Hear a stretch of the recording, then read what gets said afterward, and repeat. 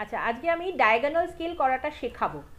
তো প্রথমে বলি, আমরা স্কেল যে শিখেছি তাতে প্রাইমারি আর সেকেন্ডারি ডিভিশন অবধি আমরা করাটা শিখেছি। আমাদের দু ধরনের স্কেল আমরা এখনো অবধি শিখেছি, সেটা হচ্ছে লিনিয়ার স্কেল আর একটা হচ্ছে কম্পারেটিভ স্কেল।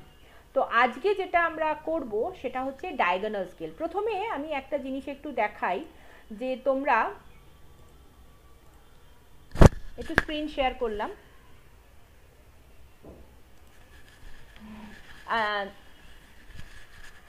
প্রাইমারি ডিভিশন আর সেকেন্ডারি ডিভিশন বলতে আমরা কি বুঝি, আগে সেইটাকে একটুখানি দেখাই। ধরো এই যদি আমি ভাগগুলো করি, বড় বড় যে ভাগ যেটা আমরা অলরেডি করে এসছি, এইগুলোকে বলা হচ্ছে প্রাইমারি ডিভিশন। তার মানে ধরো এখানে যদি 0 হয়, এইটাকে ধরো করলাম 10, এদিকেও করছি ধরো 10। তাহলে এই যে ধরো এটা যদি কিলোমিটার বলে লিখি, তাহলে এইটা হচ্ছে কি প্রাইমারি ডিভিশন, হচ্ছে এই যে 0 থেকে এদিকে 10 কিলোমিটার, এদিকে 10 কিলোমিটার, এদিকে 20, এদিকে 30, এইগুলো হচ্ছে আমার প্রাইমারি ডিভিশন।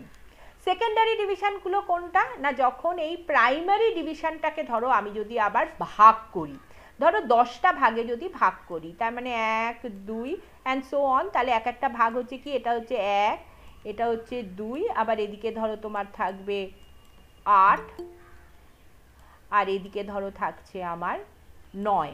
তাহলে এই যে ভাগগুলো হচ্ছে, এই ভাগগুলোর মধ্যেই আমি দেখতে পাচ্ছি কি,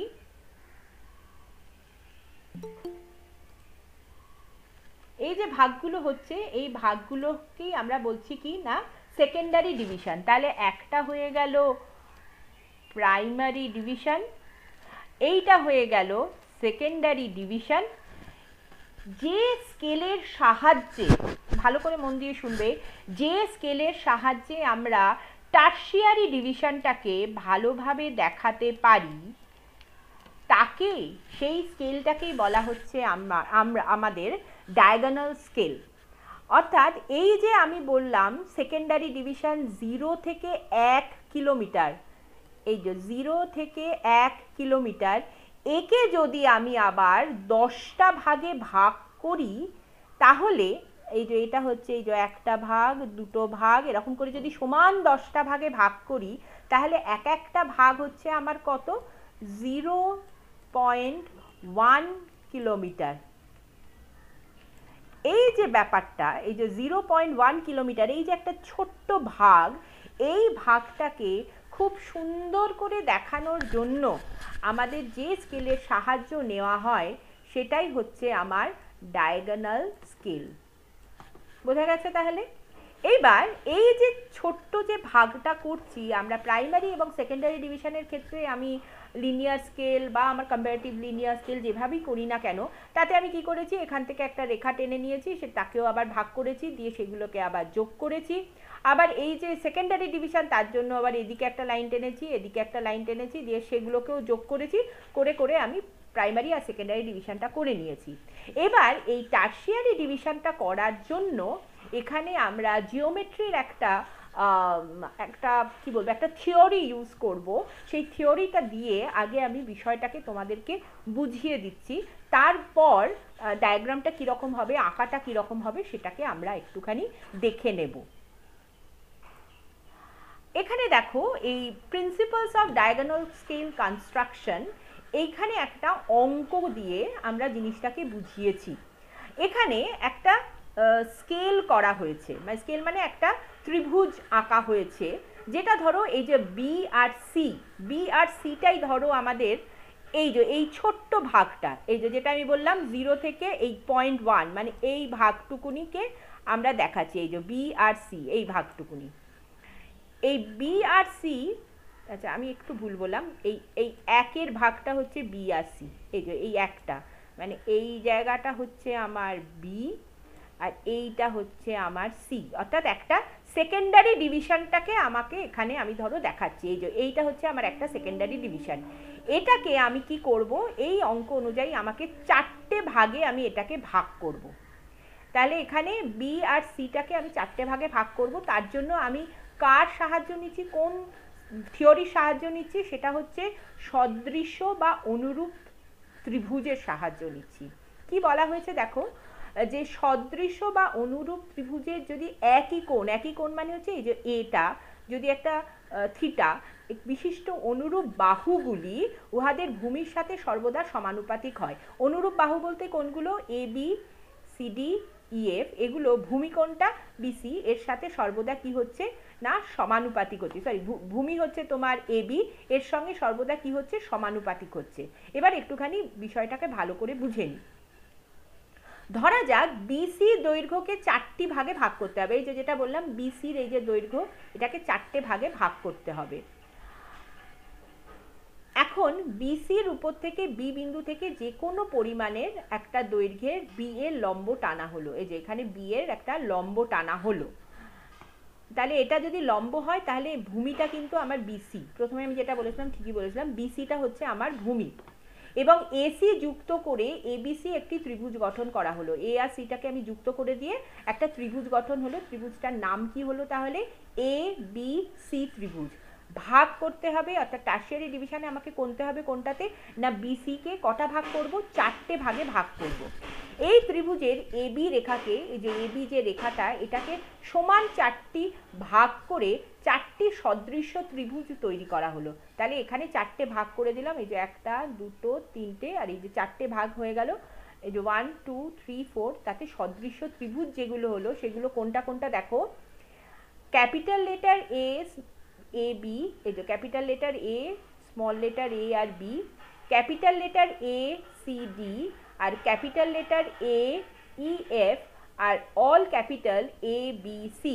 4টে সদৃশ্য ত্রিভুজ গঠিত হলো। এই সদৃশ্য ত্রিভুজগুলোর এবার দুটো সম্পর্ক বার করা হচ্ছে, A B by A A, small letter A B by capital letter A A. তাহলে দেখো বুঝতে পারলে, তাহলে এইটা হচ্ছে আমার ভূমি, এবিটা হচ্ছে ভূমি, আর এটা হচ্ছে আমার এই যে লম্ব টানা হয়েছিল তারই একটা ভাগ। সেই ভাগটা কার সঙ্গে সমান না এই যে টোটাল ভাগ, এবির যে টোটাল ভাগ তার একটা ভাগ হচ্ছে এ এ। তারপরেরটা দেখো সিডি, এই যে সিডি বাই এসি, তার মানে দুটো ভাগ। তারপরেরটা হচ্ছে ইএফ বাই এই, আর লাস্টেরটা হচ্ছে বিসি বাই এ বি। এইটুকুনির পর তোমরা একটু এই জায়গাটাকে দেখো, এই ওপরে যে আমি ক্যালকুলেশনটা এখানে লিখে দিয়েছি। এই যে প্রথম যে ভাগটা এ বি বাই এ এ, ভালো করে দেখো এ বি বাই এ এ, এই ভাগটা কার সঙ্গে সমান বলা হয়েছে? প্রত্যেকের সঙ্গে সমান। তাহলে আমি লাস্টেরটা নিচ্ছি বিসি বাই এ বি, তার মানে এই যে বিসি বাই এ বি। তাহলে আমরা এইটাকে যদি জাস্ট ইন্টারচেঞ্জ করি, মানে এটা এদিকে আনছি, এটাকে এদিকে নিয়ে যাচ্ছি, অর্থাৎ A B by BC is equal to A A by A B. এটা কার সঙ্গে সমান?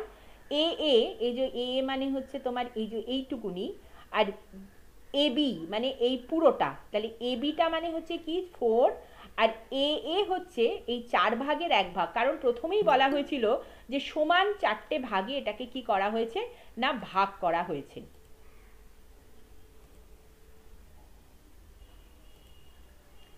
তাহলে এই যে 4টে ভাগে ভাগ করা হলো, তাহলে এটা হচ্ছে 4 ভাগের 1 ভাগ। তাহলে আমি এটা লিখতেই পারি 1/4। তাহলে এবি মানে হচ্ছে, এবি মানে কোনটুকুনি? এই যে এইটুকুনি, এই যে এই ছোট্ট ভাগটা, এবি মানে হচ্ছে বিসিটাকে আমি যদি এখানে নিয়ে চলে যাই, ক্রস মাল্টিপ্লিকেশন করি, তাহলে 1/4 বিসি। তাহলে 1/4, তার পাশে আমি কি লিখে দিলাম? বিসি। তাহলে বিসি মানে হচ্ছে কি এই যে এই পুরোটার 1/4 কে না এবি। তাহলে সিডি কি হবে? 2/4। ইএফ কি হবে? 3/4। তাহলে এই পুরো রেখাটা, এই যে বিসির যে রেখাটা আছে সেটার 1/4 মানে আমি কার দৈর্ঘ্য নেব? এবির দৈর্ঘ্য নেব। 2/4 অংশ নিতে গেলে আমাকে কার দৈর্ঘ্য নিতে হবে? সিডির দৈর্ঘ্য নিতে হবে।